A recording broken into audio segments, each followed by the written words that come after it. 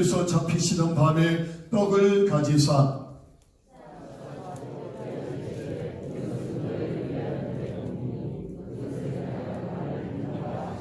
식후에 또한 그와 같이 잔을 가지시고 이르시되 이 잔은 내 피로 세운 새 언약이니 이것을 행하여 마실 때마다 나를 기념하라 하셨으니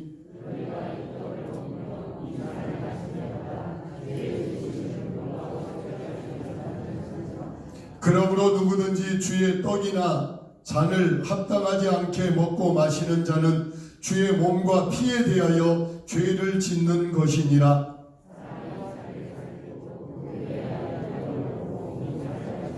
같이 읽습니다. 주의 몸을 분별하지 못하고 먹고 마시는 자는 자기의 죄를 먹고 마시는 것이니라. 아멘. 우리는 종료주의를 맞이해서 성찬 예식을 오늘 하려고 합니다. 이 성찬 예식은 예수님이 친히 제정하신 것입니다. 예수님께서 잡히시기 전날 밤이라고 복음서는 기록합니다. 마태복음 26장 26절에서 28절을 보면 그들이 먹을 때 예수께서 떡을 가지사 축복하시고 떼어 제자들에게 주시며 이르시되 받아서 먹으라.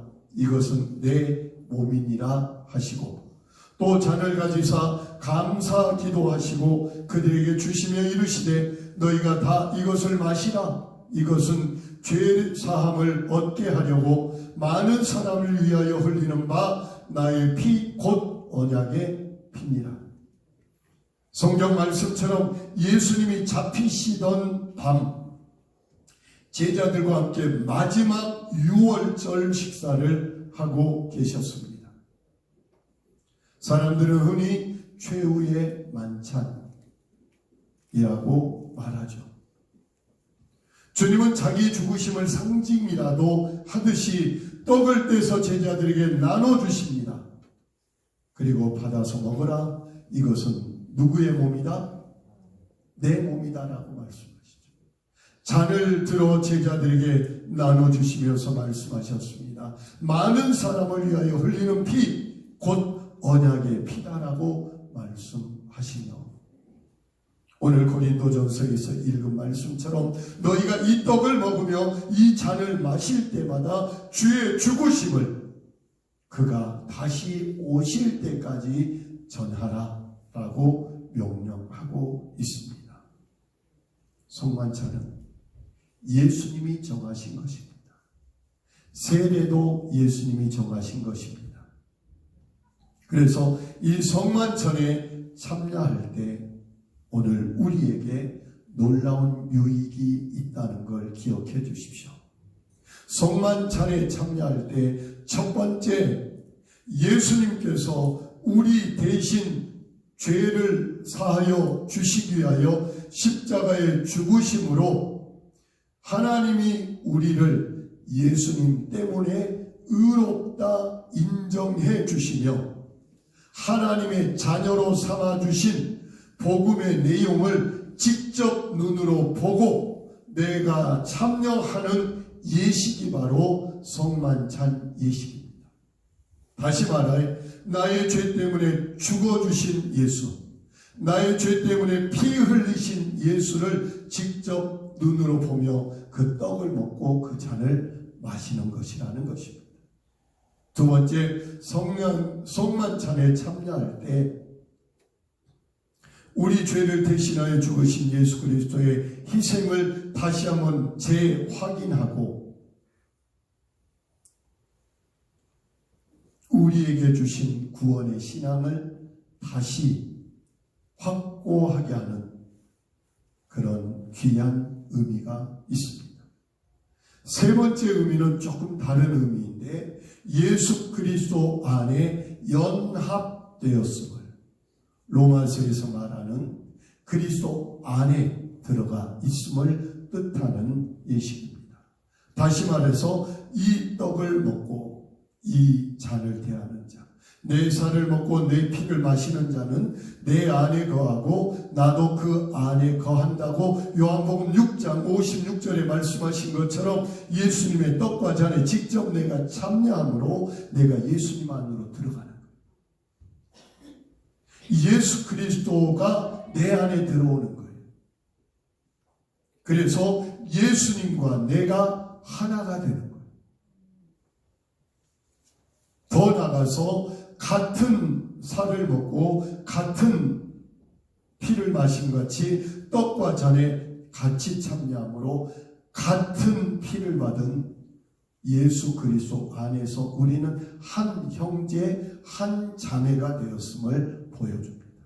더 크게 보면 예수 그리스도의 생명 안에서 같은 생명을 가진 생명의 공동체라는 사실을 우리에게 분명하게 말씀하고 있습니다. 그래서 성경은 말합니다. 예수 그리스도 안에서 우리는 한 가족이다. 예수 그리스도는 교회의 머리요 교회의 몸이며 우리는 그 몸에 지체된 한 몸을 이루고 있다라고 분명하게 말씀하고 있습니다. 그러므로 이 세 가지 예수 그리스도께서 나의 죄를 대속하기 위하여 십자가에 죽으심으로 말미암아 의롭다함을 얻게 된 나 자신을 다시 한번 기억하고 죄사함을 얻는 감격과 기쁨이 회복되며 예수 그리스도로 말미암아 내가 구원받은 자라는 자의식을 다시 깨닫고 회복하는 성찬이 되고 이 성찬에 참여함으로 내가 예수님 안에 들어갔고 예수님이 내 안에 들어와 있으며 우리 백국교회 안에서 한 성도가 한 가족이 되고 한 형제가 되었음을 깨닫고 그리스도 안에서 하나됨을 힘써 지키는 성령의 일에 참여하는 저와 우리 성도님들이 될 수 있기를 간절히 부탁을 드립니다. 한 걸음 더 나아가 신학적인 의미를 말씀을 드리면 유월절의 어린 양입니다. 유월절은 예수님 모세가 이스라엘 백성들을 출애굽시키기 위하여 하나님께서 마지막 장자의 죽음의 재앙을 피해가도록 하기 위하여 정한 절기입니다.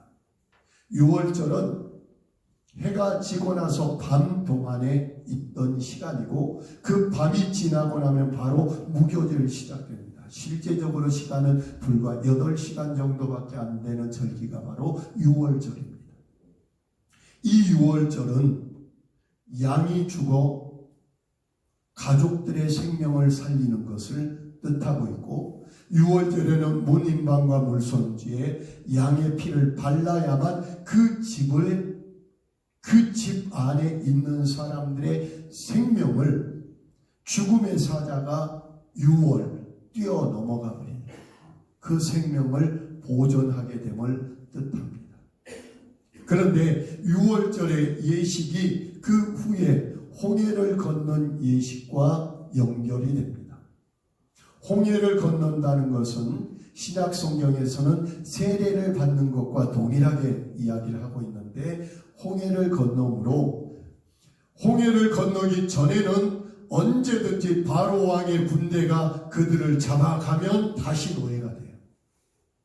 그런데 홍해를 건넌 이후에는 바로 왕의 군대가 더 이상 이 백성을 괴롭히거나 잡아갈 수 없는 상태가 됩니다. 이것이 홍해의 사건입니다. 즉 세례의 사건은 이제는 죄와 사탄과 완전히 결별됨을 선언하는 것이 바로 세례이고 세례 받음으로 말미암아 나는 더 이상 사탄의 영향력, 죄악의 영향력이 나를 끌고 가지 못한다는 선포입니다. 그러므로 세례받은 이후에는 그런즉 그리스도 예수 안에 있으면 새로운 피조물이라 이전 것은 지나갔으니 보라 새 것이 되었도다라고 선포하는 게 세례입니다. 그래서 유월절은 더 이상 이제 노예와 이집트의 착취 속에서 완전한 해방을 나타나는 것을 뜻하는데 그 세례받은 예수 그리스도의 제자들로 이제는 죄의 저주에서 완전한 해방이 되었음을 뜻하는 것이 바로 세례와 성찬의 예식이라는 걸 기억해 주십시오. 그러므로 성찬을 받을 때 나의 죄에서 완전히 씻어주신 주님의 은혜를 감사할 수 있기를 바랍니다. 두 번째, 신학적으로 보면 오늘 우리가 읽은 성경도 그리고 마태복음도 떡을 들어 하나님께 감사합니다. 오히려 축사합니다. 이걸 유카리스트라고 말하는데 하나님께 감사한다라고 말합니다. 생각해 보십시오. 이 식사를 마치고 나는 예수님은 뭐 해야 돼요? 죽어야 돼요. 그런데 그 예수님은 오히려 뭐 하고 있어요? 감사하고 있어요. 무엇입니까? 예수님으로 말미암아 일어날 구원의 역사에 대하여 주님은 감사하는 거예요. 자기가 희생하고 자기가 하나님 일할이 되어 땅에 죽어갈 때 나타날 수많은 생명의 살아남을 바라보면서 주님은 자기 몸을 깨뜨리면서 감사하고 자기의 피를 쏟으면서 감사했던 거예요. 그러므로 신앙이 무언가를 보여주는 거예요. 신앙은 내가 조금 손해를 볼 때 다른 사람들이 기뻐하고 살아나고 회복이 된다면 그 손해를 보면서 감사할 줄 아는 게 신앙이라는 거예요. 내가 양보할 때 다른 사람들에게 큰 유익이 있고 행복이 있고 다른 사람에게 구원이 있다면 양보하면서도 감사하는 게 바로 신앙이라는 거예요. 주님은 자기 몸을 찢으면서 감사했어요. 주님은 자기의 피를 흘리면서 감사했어요.